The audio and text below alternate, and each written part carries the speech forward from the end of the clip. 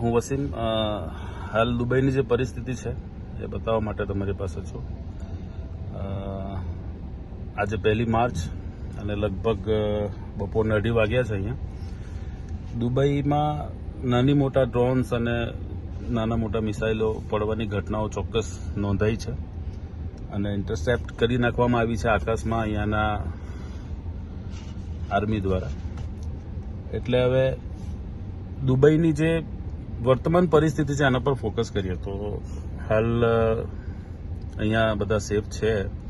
અત્યાર સુધી એવી કોઈ ખાસ જાનહાનિની વાતો સામે નથી આવી. હા, ચોક્કસપણે અમુક જગ્યાએ ડ્રોન પડ્યા છે, એનાથી થોડું નુકસાન થયું હોય, પરંતુ અહીંયા મેટ્રો પણ રાબેતા મુજબ ચાલુ છે, ગાડીઓ પણ રાબેતા મુજબ ચાલુ છે.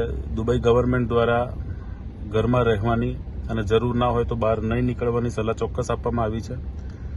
શેલ્ટરમાં રહેવાની પણ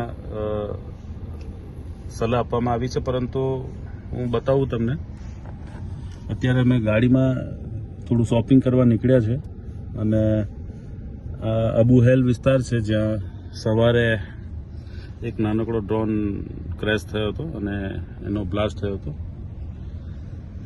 અત્યારે ગુજરાતીઓની પરિસ્થિતિ અને ગુજરાતમાં રહેતા તમામ લોકોને અને એમના વાલી વારસાઓને એટલું કહેવા માંગીશ કે ચિંતા કરવાની કોઈ જરૂર નથી.